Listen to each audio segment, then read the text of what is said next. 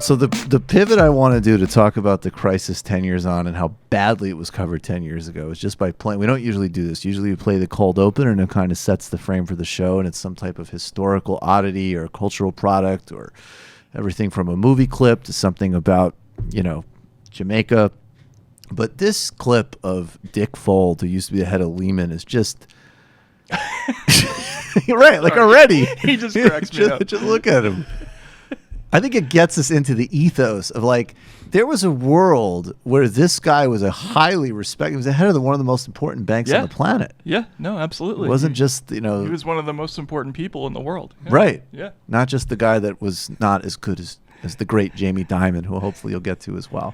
Let's just set this up. This is some BBC documentary, and I like how it reminds us of our very own Mike Hanna here. If we get this right today, hope it will squeeze some of those shorts. Pause it. Matt can't hear it. Oh, here, I'll just play it over this. Okay, play it over this. Can they hear? He will. Okay. Hope it will squeeze some of those shorts. And squeeze them hard. Not that I want to hurt them. Don't get that, please, because that's just not who I am. I am soft, I'm lovable. But what I really want to do is I want to reach in, rip out their heart, and eat it before they die. Dick Fold also had an insatiable appetite for profits. I like the British guy at the end. He's a fucking lunatic. He also melted down the economy. That's right. So take us Fold. back to, that's actually, Bill Maher takes a lot of hits nowadays, including from people like me. But I think the funniest line he ever had was, Dick Fold. What a Dick Fold. Well, if I'm not mistaken, Bill was pretty heavily invested with Lehman. Ooh. So he had a personal... there was a little extra English in his hatred. But, I mean, the company was run by a guy named Dick Fold. I mean, he's literally named. You can't make this stuff up. I mean, Dick Fold was so hated at Lehman that after the crash, actually during the crash period, when he was sort of on his way out, the instant it was safe to be rude to him, he was jogging in the Lehman gym, and one of the other executives just walked up and belted him in the face. I like how they skipped it. I like how you said be rude. So I was like, oh, some guy said, hey, fuck you, Dick. You're like, oh, skip all of that. Wasn't even that. Forced politeness. Breaking his jaw.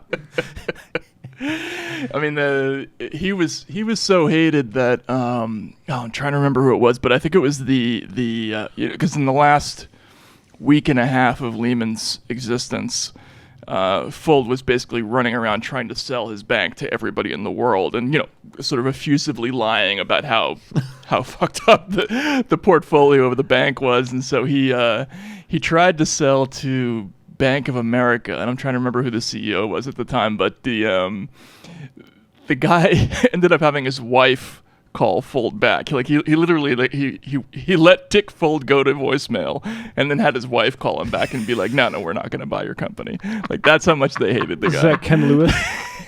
Ken Lewis? Yes, exactly. I had no idea Ken Lewis was so good at cucking people. That's impressive. It was hilarious. Yeah, and of course, they left him out of the bailout process, and he was the only one who didn't get bailed out. So that was man. Yeah. Well, if you don't have and he was James Woods played him. Yes. In the HBO. Which that was probably the first time that James Woods had a tough time conveying the dickishness level, I mean, I think that... Be careful, he'll sue us. I've seen how that guy does on Twitter. Wait, what is that? Oh, God. Here we go. Oh, yeah, here he goes. Yeah. All right, tee off on this. It's snaking my deal. I cannot fucking believe this shit. What is he saying? I don't know. We'll play it again.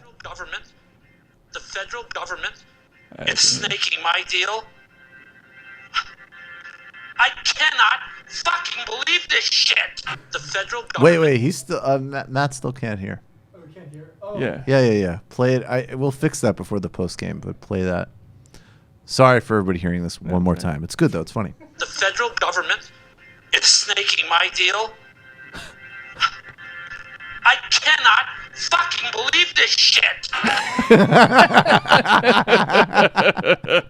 know what I love is that that's not even that old, and it already feels like so dated. Yeah, exactly. Like, it seems like some like HBO. It's like the Entourage of finance movies. That's pretty funny.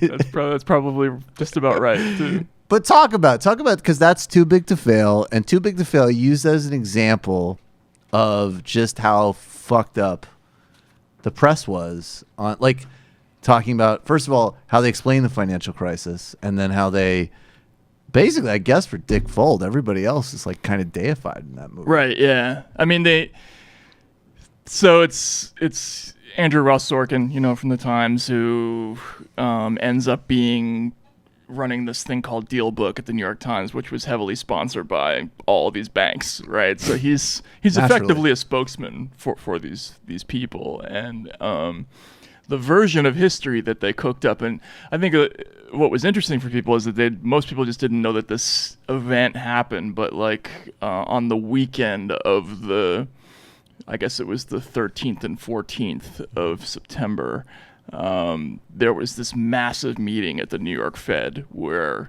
you had everybody, all the CEOs from all the big banks except for Dick Fold, who was conspicuously disinvited. It's like the only thing that you're ever going to tell me that actually makes I sort of like these guys. I was like, wait, did Blankfein and Diamond exclude Fold again? That's kind of cool. No, they do have a little bit of a sense of humor. Like, it's very reptilian, but it's good. I appreciate it. It's very reptilian, but it's Works good. on a primal level. Yeah, exactly. Dick Fold's not invited. When you read all of their like emails back and forth to each other, you will laugh occasionally. So, but they had this huge meeting, and America didn't know about this, but essentially we were this close. Monday was coming, and all of these banks were going to not be able to open their doors. They were not going to be able to give credit to their customers. So there were all these companies that weren't going to be able to make payroll, like things, the whole gears of the international economy were going to grind to a halt that Monday morning, right? Unless these people came up with a solution that would paper over the problem of AIG and Lehman Brothers going out of business. And so you had this gigantic, you ever see Michael Clayton, the merger scene where everybody's like running back and forth? Yes, I have seen. That's also one of Matt's favorite movies. Right? Great movie, right? Matt's really Michael Clayton's. I like the movie. There's just a guy that had the poster in college, and I thought it was weird. That's all. That is. Thank you. That was what I was looking for. He had the poster in college? Yeah, I just thought he was a bit too into No, that's a weird guy. It's a weird movie to be that invested. I know exactly the type of kid you're talking about, though. What was he trying to say about himself, do you think? That's the thing. He had a It's certain sense of refinement. I feel like that's what he was trying to say about himself. You're supposed to ask yourself what he's trying to say about himself. I mean, that's something that like somebody my age would do. You know what I mean? Like, no, maybe he was saying that he had like a certain amount of like, he thinks of himself as like a corporate 55-year-old George Clooney already. A world weary, right? Yeah, but well paid. Yeah. Sure, all hands in the midterm. Weather beaten cynicism. Yeah. So anyway, they basically had like imagine like a Costco-sized version of that Michael Clayton scene, right? Where there were just hundreds and actually thousands of bankers and bean counters are trying to basically value the assets at AIG and Lehman Brothers, and trying to figure out how they were going to patch that hole. And the deal they ended up coming up with was like hugely self-serving. What they really ended up doing basically was committing all of us forever to backstopping all I of these. was going to fucking spitball this, but Yeah, exactly. Let's try this. Like everybody on the hook for everything. And that's exactly what they did. Except for Dick Falls, he's gonna get fired. Right. All right, cool, good, sounds good.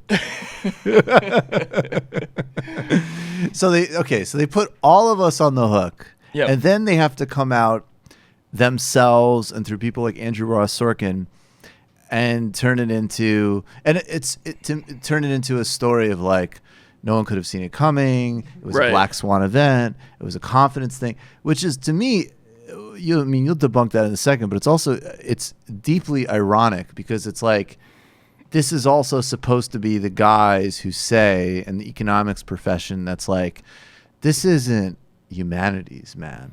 Like, this is exactly. science. Yeah. Like, we know that you can't regulate things in a certain way. We know that you can't, oh no, if you put a surcharge on billionaires to vaccinate kids, well, no phones for you. Like, goodbye to indoor plumbing because you fucked up the science. And then all of a sudden they're like, it's like what happened is that, like, people just didn't feel it. Things just sort of. Yeah. It was sort of the vibe. Right. What's that Australian movie, The Castle? Did you ever see that movie? This is another deep. It's actually a really good movie. It's about this like lower middle class Australian family, and they're gonna get basically eminent domain. They live in some like cottage underneath like an airstrip essentially, but like it doesn't bother them. Like they're kind of like happy-go-lucky, quirky. Like, isn't it great? It's beautiful. Hearing and they're gonna get kicked out to expand the runway. And they're going, and it's actually, there's a lot of good. Like at one point, the patriarch of the family is like, like, I'm bringing him to get what the Aborigines felt. This is ridiculous. Like, but they get some, some like 2-bit, like they get a lawyer that they can't, like is not equipped to argue an eminent domain case in front of the Supreme Court. And he's just like, it's not constitutional in any way.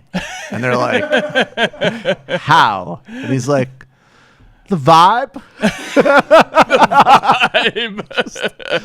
Basically the vibe. I would allow that. No, I think that he does a better job at the end. But if I recall, it's kind of the point of the movie. This actually really is fucked up vibe-wise. But Wall Street wasn't. That was a very specific scam. Yeah, you're exactly right. I mean, these guys are professional. Their whole raison d'etre, right, is they're experts at predicting risk, right? Like their whole the only reason they're supposed to be paid more than anybody else is because they're supposed to be good at forecasting events like this, right? And beyond that, preparing for the unexpected, right? Like that's their entire value add, is protecting us and our money from unexpected events. And here they come, and they have this closed door meeting at the Fed, and they basically come out of it and end up basically going to Congress and saying, we need like everything, all your money, forever, and otherwise the world is going to end in 10 minutes, and we didn't see it coming. And as a result of that deal, which everybody capitulated to, they ended up being able to sell themselves as the people who saved the universe, when in fact what they did is create this gigantic raging suckhole of debt through years of crime and fraud, and then they got us to pay for all of it. And it's an amazing exercise in completely doing a 180 on what the narrative should have been, and they were able to get away with it largely because the subject matter was like a couple of notches too complicated for working reporters, I think. Yeah.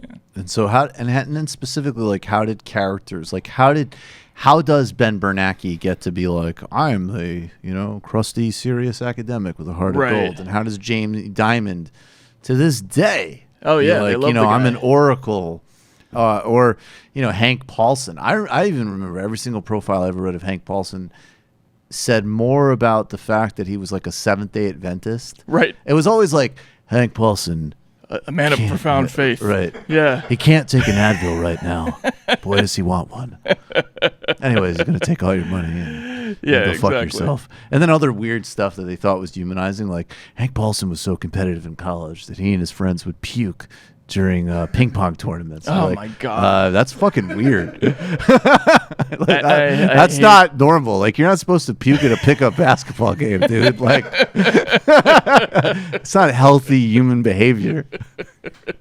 You're not Bill Russell, actually. Right, right, yeah.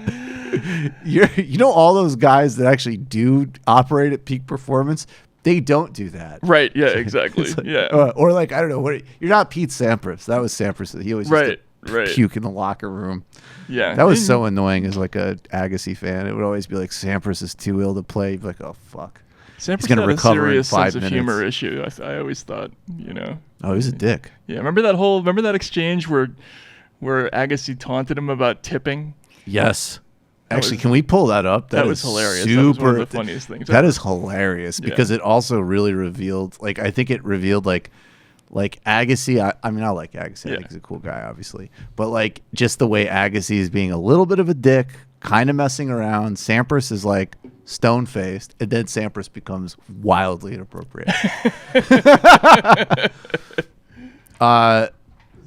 I think this is. No. Yeah, it is. It is. You got to go forward. You got to go forward a bit. You got to go forward to the actual. Oh yeah, right in the beginning. This is it.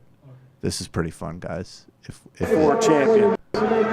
Wait, I thought it was them. Guys, congratulations on an amazing night. Pete Andre coming all the way into town. Rafa. No, it's going to be a clip where they're actually playing together. Playing I think in, like, it a is smaller this. Arena. It might be this. It's just you just got to see them actually on the court together. Oh, go to the next one. I think that's the next one. Things get ugly. Yeah, this between looks this like one. Things get. Can I hear it? Dominating. Pause it. Sorry. This is actually really. I love this. This is awesome. This is the. By the way, this is also the way people can digest the financial crisis, with lots of entertainment interspersed. Okay, yeah. Let's watch this for a second. Then we'll get back to these characters. Of Sampras and dominating different thing. His forehand is so much more flat than someone like Rafa's. This is going to be so awkward when it happens. Hope it happens soon, though. No, it's coming. It's coming. It's pretty close. It's not bad tennis. Look at that. Rafa is beautiful. Everybody just loves each other. That was a good shot. Thank you. I like, Rafa and...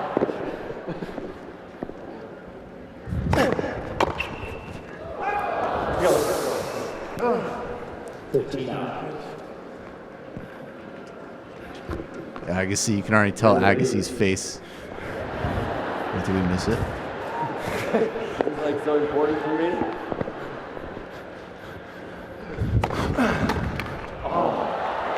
Federer said we're in the lead. It's really the first time they have led. You always have to go get serious, huh, Pete? Yeah, now we're starting. I like this.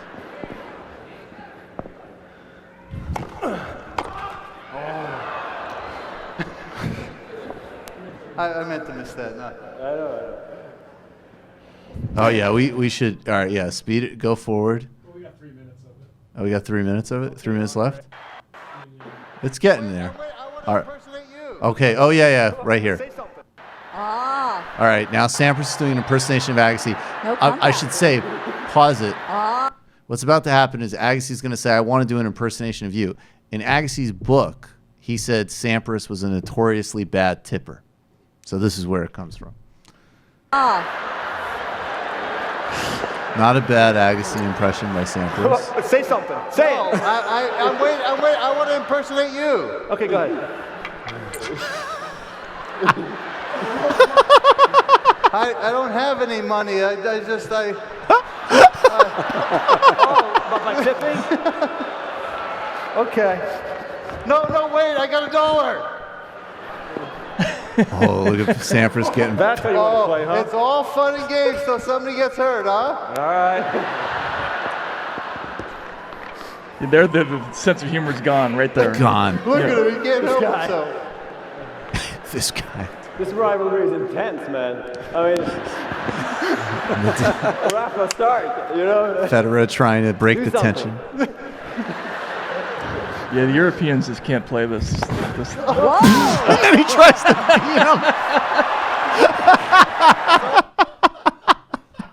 him. Yo. That's so good. Oh, yes. But Yeah. Sampras would, like, they would say, like, he's sick in the locker room, and then he'd, like, come out and play amazing tennis. Right. Yeah, which is more interesting in a pro athlete, less interesting in a gazillionaire chief of Goldman Sachs, I guess. Less interesting than some asshole who worked at Goldman and is now some asshole of the Bush administration. Right, yeah, exactly. Right. Like, how do you perform with that kind of illness at, like, the peak of human existence versus, like, you get your assistant to get you tea and then you melt down the global economy. Yeah, no, it's the myth making that surrounds these guys is unbelievable. I mean, when Jamie Dimon gets a bonus in the same year that Chase paid out $20 billion in regulatory funds, which is like $1 out of every $3 they netted, right? And but all you saw on TV everywhere was this guy he's the smartest guy on the street, I mean, nobody could do the same job that he's doing. How did that one get started? How did that one get started? Smartest guy on the street? Yeah, like, how did that get started? Well, that's one paradox I've been thinking of, Yeah. is we hear about too big to fail, and it's like these giant sort of banking behemoths. Mm-hmm. And then the whole thing is about these asshole personalities that actually Right. get to make the decisions. Like, it's not like some impersonal corporation, it's just an asshole. Yeah. Well, right, yeah. I mean, You should actually, that's very memeable, Matt. It's not some giant impersonal corporation. It's just an asshole. It's not bad. yeah, no, I mean,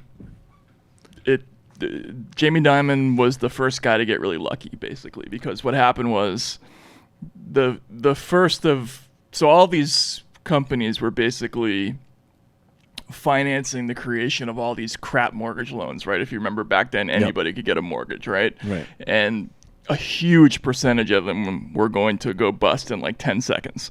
And a lot of the banks were playing this game where they would try to squeeze as much value out of them as they could before unloading them on some other sucker. And the banks Like that got pension killed, funds. like pension funds, insurance companies, other hedge funds, but typically the victim was like somebody's retirement fund. That was or Fannie and Freddie even, like that was a typical one. But some of the banks were really dumb, got caught holding this stuff too long. Dick Fold, Lehman. But Bear was first. But people forget this. Bear died in March, and there was another meeting to which Dick Fold was disinvited at the Fed, where nobody's ever really clear what happened at that meeting. But what we do know is that the moment everybody left that meeting, everybody massively shorted Bear Stearns, and the company died.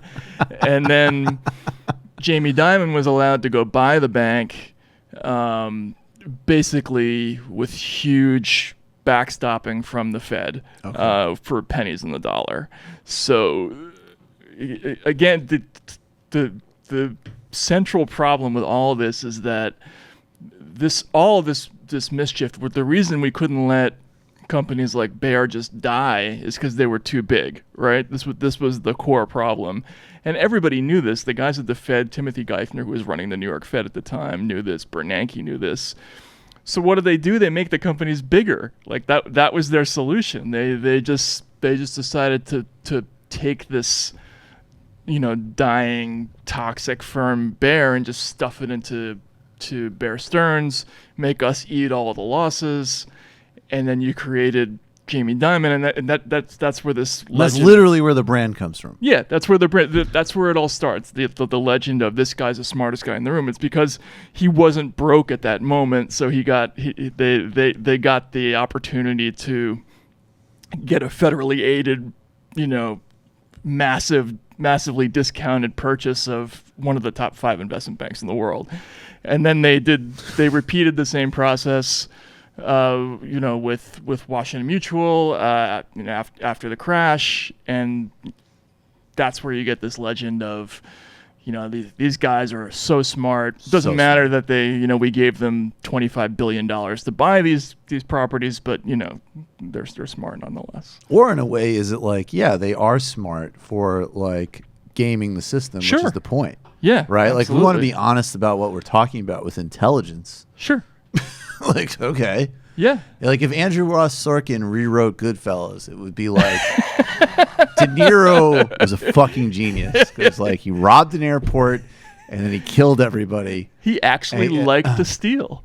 He liked to steal. He told her not to buy it for a coat, him not to buy a caddy. Got rid of them, recoup the losses. It's a genius. The same amount of blueberries in every muffin. Don't do anything fucking flashy. It's the Jamie Dimon of Goodfellas. That's what it should have been. That's what we needed. We needed Nick Pileggi to do Too Big to Fail, right? Absolutely. Well, I think that would have been. I mean, I'm sure I stole this from you. It had to have been. But I remember one time I was at a gym. And I don't even know, it was like literally like at a fucking treadmill or something. And like, it was a guy who liked to have conversations at the gym. I do not. And he was some finance dude. And and somehow we got into this something. Mm-hmm. And I really don't remember what he's talking about, but I'm sure this type of analogy would have been something I would have built from you or maybe one or two other people. And I was like, yeah, but isn't that like the scene in Goodfellas where you guys like light a restaurant on fire, right, collect the insurance? And it was so funny because he started being like, at first he was all like, well, I mean, like, no offense, like you're a really smart guy, but it's like I've worked on the street. And and then I gave him that. And he's just like, yeah, that's basically true. I was like, right. Now let me do my fucking run. Listen to Nas. Yeah, actually, that scene it's totally like if you were going to talk about like a leverage buyout, it's totally it's the mob bust out. It's exactly what it is. We're going to use somebody else's credit to run up a huge tab, and we're going to pay ourselves massive bonuses out of that, and then when the company dies, it's like it's your problem. We'll just light it on fire. Like that's basically business slow. Fuck you. Should have sold fire in the kitchen. Fuck you. Should have sold more toys. Yeah, should have. Exactly. That's KB Toys right there. Should have faked more signatures on like condo developments in Florida and Nevada. Like, what is the myth that we've been all paid back supposedly? What's that one? Well, I mean, that's a tough one to counter. I've talked about this a lot because first of all, just defining what is and is not the bailout is kind of tough. Right. If you just want to talk about the TARP, which was the part that came out of the actual treasury, meaning our taxpayer money, that was a little bit less than $700 billion. Mm-hmm. And yeah, they did pay that back. But most of the bailout came in the form of these sort of emergency Fed lending programs. And, it really depends on who you talk to. Some people say we spent $14 trillion on that. Other people say it was, 5.6 trillion. The special inspector says we had a net outlay of 3.3 trillion, which would mean that we spent not outlaid, but spent about the amount of the annual budget of the United States on the bailout.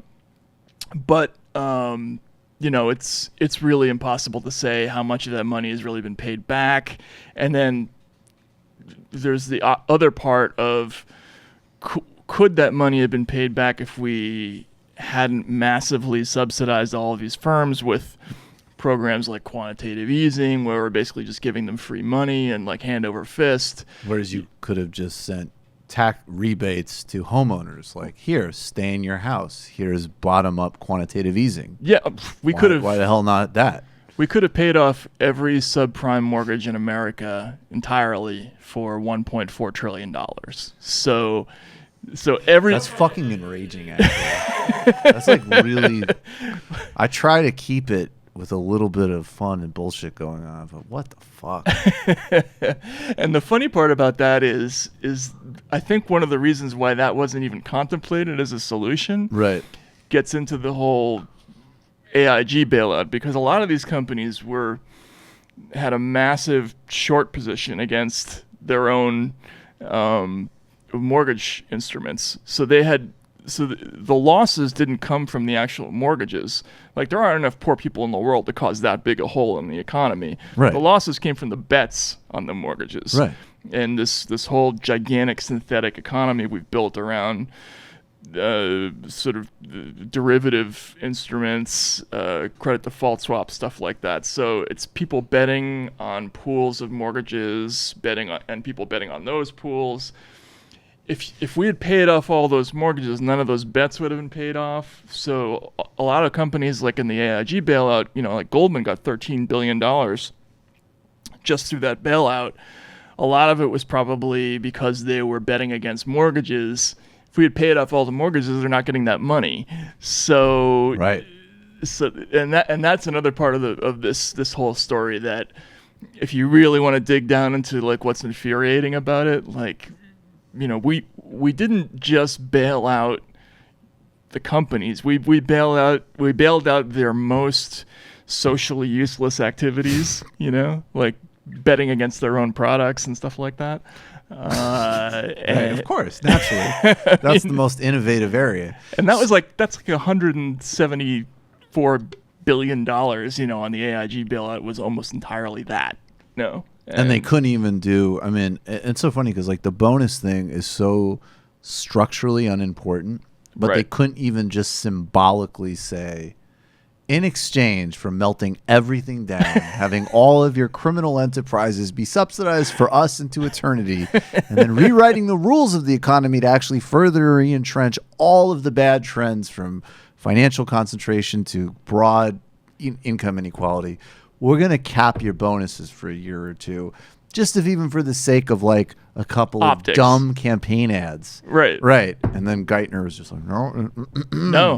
Fuck that.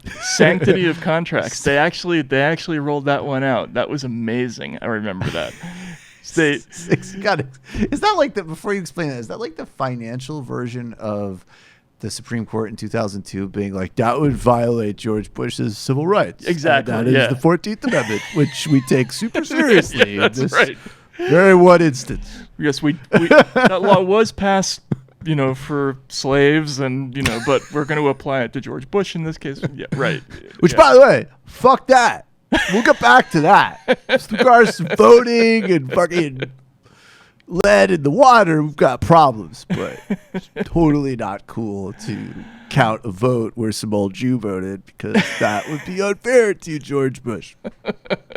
A massive civil rights violation by the repeat civil rights victim, George W. Bush. Yeah. And so they literally said sanctity of contract. So they were going to just pay everybody. So one of the things that they did when the state effectively for a while was running AIG, and they were just sort of paying everybody whatever the management of the old management of the company was telling them to pay, and they were saying, oh, we need to spend a lot of money for talent retention, but then there came this moment. I bet. Yeah, and that was ridiculous too, because literally 90% of the people that they were spending all these bonuses on, if they had lost their jobs at AIG, would have been unemployed forever, right? They would have taken any haircut. But the only time that anybody even thought about raising an alarm was when it came time to pay out the $450 million for the tiny London-based AIG financial products unit, which had essentially blown up the universe. They were like patient zero of the crisis, because they had all these bets against mortgages. They were basically the bookie of Wall Street, and they took like $500 billion worth of action. And unlike the rest of the company, which is an insurance company. Like, you can't write insurance policies without having assets, right? But you can sell credit default swaps without having a dime. Oh, hell yeah, dude. Yeah, right. Yeah, it's great. So they wrote like... So this little unit in London. London, right? Like this, run by this guy. If you can find a picture of him, Joe Cassano. He's like the biggest asshole in the universe. Joe Cassano, Matt? Yeah. Matt, can you find a picture of Joe Cassano? Cassano. Without any capital at all, they just basically took in like $500 billion worth of bets. And all of that ended up helping destroy the company, which helped cause the financial crisis and everything. And instead of putting those people in jail, this motherfucker, this guy, yeah, exactly, this guy. I think I was actually sitting right behind him during that. He really moment. Does have the effect that you advertised. So he made something like $280 million over 7 years. Didn't have to pay any of it back. Of course. But AIG insisted on paying the $450 million in bonuses owed to this one tiny unit in London that had essentially destroyed the universe. And their argument was, well, if we don't pay it, the entire system of contracts will be at risk, and we have to honor contracts. Trust. Otherwise, capitalism, and people bought that. Like, that actually happened. That goes back to Chomsky. Right, yeah. That's manufacturing consent. Totally. I mean, Jesus fucking Christ. Yeah, people should have been running through Congress with an axe during that, People who made billions of dollars off of intentionally fraudulent housing contracts, right? Of which they paid and worked with scumbag shyster companies to lie to and exploit the most vulnerable people in the country who just wanted a shot at housing their families. Right. Then they unloaded their assets on, the us. Firemen's Union first, and then us. And then it's like, wait a second. Yeah, we can't. If we don't pay that guy, and then on top of it, it's that guy. I don't know, man. I can't. What more do you need to vote for Bernie Sanders? Jesus Christ! It's incredible too. Andrew, at the very least, vote for Bernie Sanders. A lot of other things that I shouldn't advocate for in a public setting. Bernie was one of the few people who was like, wait, what? And that was one of the reasons I started to really pay attention to him, actually, because there were lots of people in Congress who actually saw this transaction and didn't freak out. They were like, okay, we'll pay it, whatever. What is it? There was a phrase that it was cognitive capture, right? It was like, some of it is not just corruption in the donation sense. It's like that Tony Blair line. I always use it because it summarizes so much. There was a Tony Blair gave, I don't know what year, I just remember he was giving some Labor Party speech and he was defending all of his just moves to the right that pissed off all of his people. And there was always it was like, is he doing this to please Murdoch? Is he doing this because, what's the strategy? And he ticked off all of those reasons. He's like, it's even worse. I actually believe this stuff. Which is a good line. But it's like, yeah, right. These fucking people actually believe this stuff. That is funny. That would be the worst reason of all. Yeah. Right, exactly. That's pretty funny. Yeah. Well, it's kind of an interesting moment we're in right now, I think, because there's been a little bit of movement. There are some people who were hacks for a long time, but now they're like, oh, wait a second, we can actually do this. We can actually say Medicare for all. We can actually say, oh yeah, fuck the banks. Oh, cool. I actually would like to say that. Right. And then the other people are like, no, I really am committed to this tiny slice of Westchester politics. That's my shit. That's the other thing that was really amazing about that time period was right after all that shit. This guy, right? who we still have to look at. Yeah, we still have to look at him. We paid him all that money. Goldman, like, instantaneously after getting a TARP bailout, after getting the $13 billion from the AIG bailout, like, their first quarter in 2009 was like a record bonus period. You know what I mean? So, like, they didn't even like pretend that they were gonna like tighten the belt at all. They went right back to spending the money, and right after that, you started to see these articles in the news that were like, "Where's all the anger coming from?"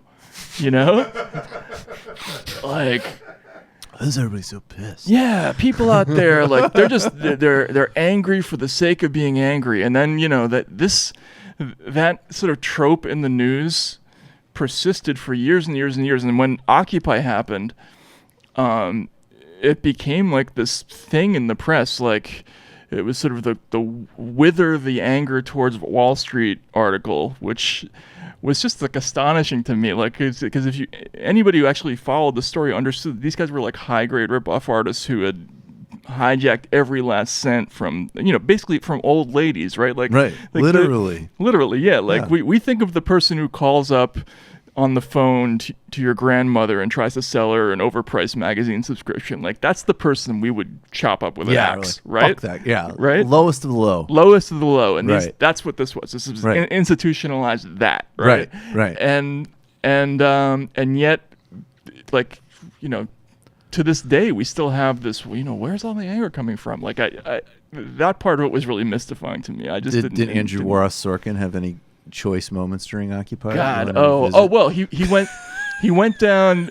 If I remember correctly, Sorkin actually did go to Occupy, and then he went back and sort of reassured the banking leaders that the pitchforks weren't coming imminently.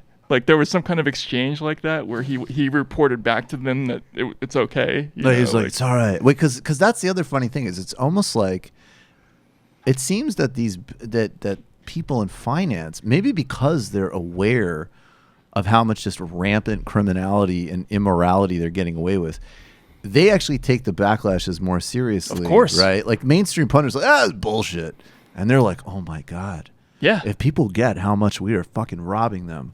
Yeah, they all bought guns. Remember that? There was that whole period where they're all arming themselves. Yes. They should have, too. Right. Yeah. Right. The thing is how, well, I mean, I'm always referencing, but you even see it like in Brazil. Like, I mean, it's like, you see the financial press today, like when Lula was president, there was and of course it was because of a commodities boom partially, but like the economy was expanding in this massive way in Brazil.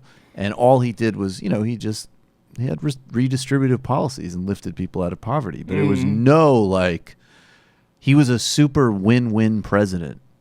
And there's still like, financial markets are jittery at the prospect. And it's like, I mean, honestly, even by your own metric, why? Right. And now they're pivoting to support like an overt fascist because the kind of mainstream austerity candidate isn't going to win. And, obviously, look, I would support the radical, well, we're just going to take all your shit option. Those are my politics. But it's just amazing because it's like they're not running against Chavez. They're running against like a social democratic party that like everybody did well under, and it freaks them out. Yeah, no, we can't have even that. Yeah. That can't be countenanced at all. It's so incredible. Yeah. So Sorkin went and he assured everybody and then did you have conversations with peers where they would be like, why are they doing this? Why are they occupying Wall Street? I mean, and why are they snapping their fingers? I think one of the funny things that the interesting thing for me is that most of my sources actually ended up being Wall Street people, because and a lot of the criticism that I got from sort of the financial press was, he's taking this sort of socialist critique of the banks and doesn't understand finance and all that stuff. Actually, no, 100%. I knew nothing about this topic before I started on it. It was all coming from mid to smaller sized hedge funds and banks who were pissed off that these companies had been dumb and should have failed, and didn't, right? And now we're being subsidized, and the government was picking winners and all that. And it was essentially a capitalist critique of what had happened, right? Right. And so most of the people I was talking to were like, yeah, fuck those people. Like, just don't get them confused with us. You know what I mean? Like, I think there was a lot of that sentiment back then. Is that I actually really like that, because the mid-sized bank guys were like, don't confuse him with us. And then some like fucking Fox viewing asshole who, and the judgment is not in the earnings, but in the context, who's making like 50 a year watching Hannity is like, get your hands off of the market. Right. Exactly.